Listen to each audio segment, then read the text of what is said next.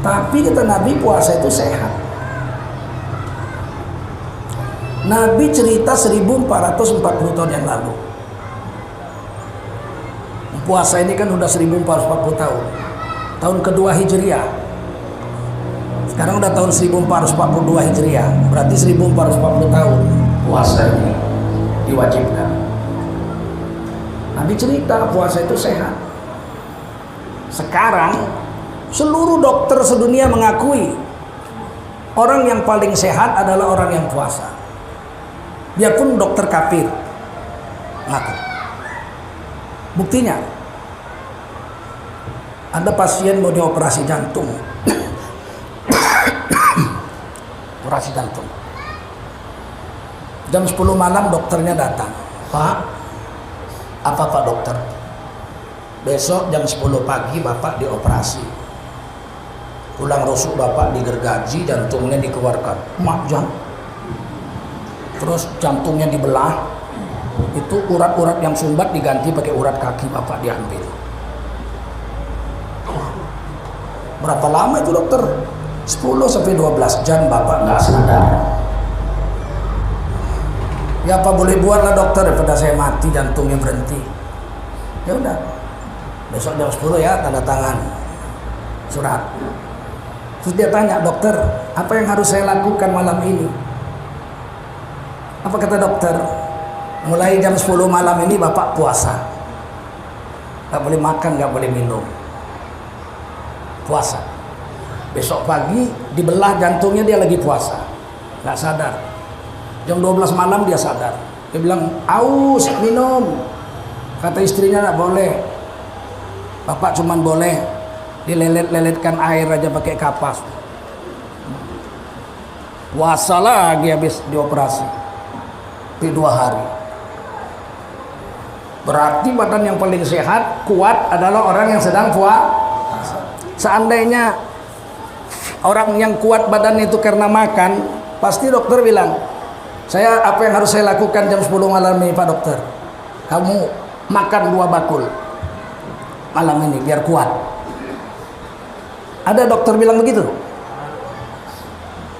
Berarti makan nggak nambah kuat. Yang nambah kuat adalah puasa. Bayangkan 1400 tahun yang lalu Rasulullah bersabda begitu. Baru sekarang terbukti ucapan Rasulullah itu. Dokter-dokter kafir pun mengakui orang paling kuat adalah orang yang sedang puasa.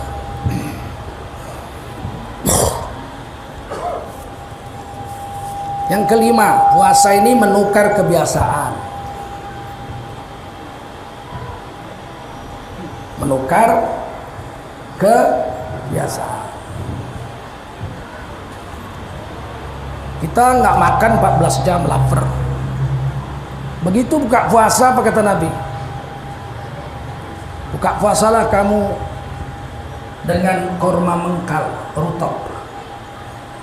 Kalau nggak ada korma mengkal, korma matang, korma yang udah tua yang udah masak.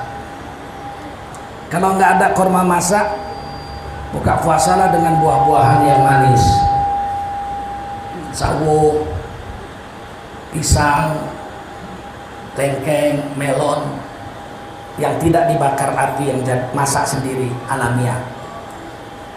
Kalau nggak ada buah-buahan yang manis, pakai air, bisyurbatin minama, air yang tidak dibakar api, bukan teh manis, tapi air. Kita berpikir, kenapa kok makan buah? Saya mendapatkan pelajaran.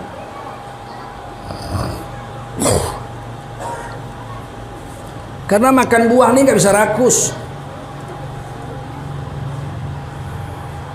Imam Ghazali menulis dalam kitab Ihya, makan buah ini 1 sunnahnya. Kalau belum kenyang 3, kalau belum kenyang 5, kalau belum kenyang juga 7, kalau belum kenyang juga 9, paling banyak 21. Saya waktu SMP udah ngaji ini kitab ini. Maka buka puasa saya ambil kurma 1 piring, 21 biji. Bismillah saya bab 1, oke. 3, oke. 5, udah kenyang. 7, nggak sanggup lagi. Belum ada orang buka puasa dengan korma 21, ada? Apalagi pisang, 21 pisang ada. Monyet aja nggak sanggup buka puasa pakai pisang 21. Paham? Jadi kita ini disuruh puasa itu merubah kebiasaan supaya jangan rakus. Makan yang baik-baik, yang sehat-sehat, dan jangan banyak-banyak. Hari ini manusia makan buka puasa semua dimakan. Kolang, bubur, pedas, nasi, rendang padang, cendol. Kata istrinya, "Bang udah jam 7, abang belum sholat maghrib." Ya. Sambil wudhu nyendok kolang kaling. Begitu sholat maghrib kolang kaling jatuh 2. Waktu rukuk jatuh 2 kolang kaling. Bagaimana begitu rakus? Kalau di bulan Ramadan ini kita menjaga makan, lewat bulan Ramadan kita nanti nggak rakus lagi dengan yang halal-halal dan jijik dengan yang haram. Nah, inilah yang mau saya beritahu. Puasa itu la'allakum tattaqun, agar kamu menjadi orang yang bertakwa. Apa itu takwa menurut puasa? Takwa menurut puasa pertama, jijik dengan yang haram. Yang kedua, nggak rakus dengan yang halal. Jadi kalau ada orang ditanya, "Bapak udah puasa berapa lama?" "Udah 60 tahun aku puasa." Masya Allah. Apakah Bapak sudah jadi orang bertakwa? Nggak tahu saya. Harus tahu. Ada 2 ukurannya. Pertama, apakah Bapak sudah jijik dengan yang haram? Belum, aku celeng aja masih ku makan. Kalau begitu belum bertakwa. Uang togel aja masih diembat. Ada orang, "Bapak udah puasa berapa tahun?" 50 tahun. "Bapak udah jijik dengan yang haram?" "Sudah." "Yang haram saya udah nggak mau jijik." "Yang halal?" "Yang halal pun saya nggak rakus lagi ala kadarnya." Kalau begitu Anda orang bertakwa. Orang bertakwa dengan puasa itu jijik dengan yang haram, nggak rakus dengan yang halal. Kulu washrobu wala tusrifu, innallaha la yuhibbul musrifin. Makanlah kamu, minumlah kamu, jangan rakus-rakus. Allah nggak suka orang yang rakus. Kita mau berlalu Ramadan ini berubah, kita jadi Syawal nanti nggak rakus lagi.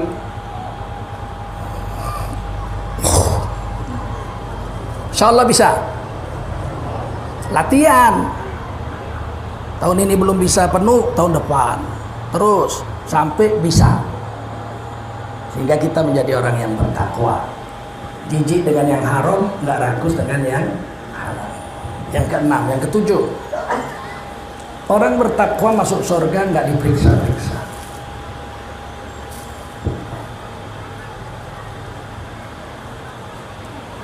Kalau orang beriman masuk surga diperiksa, ditimbang amal. Fa amma man sakulat mawazinuhu fa huwa fi 'ishatir radiyah. Siapa yang ditimbang amalnya lebih banyak pahalanya daripada dosanya, orang beriman, setelah ditimbang masuk surga. Wa amma man khaffat mawazinuhu fa ummuhu hawiyah. Tapi kalau ditimbang amalnya orang beriman lebih banyak dosanya dari pahalanya, walaupun beriman, fa ummuhu hawiyah wa ma adraka ma hiya narun hamiyah. Dia harus dibuang ke neraka sampai dosanya lunas, baru boleh masuk surga. Itu orang beriman. Allah mau kita orang bertakwa, la'allakum tattaqun. Kalau kita mati dalam keadaan bertakwa, kita masuk surga nggak diperiksa-periksa. Karena surga itu untuk orang yang bertakwa. Uiddat lil muttaqin. Surga itu dijanjikan untuk orang yang bertakwa. Sedangkan neraka dijanjikan untuk orang kafir. Fattaqun naral lati waquduhan nasu wal hijarah uiddat lil kafirin. Takutlah kamu dengan neraka yang bahan bakarnya adalah manusia dan batu, yang dijanjikan neraka itu untuk orang-orang kafir.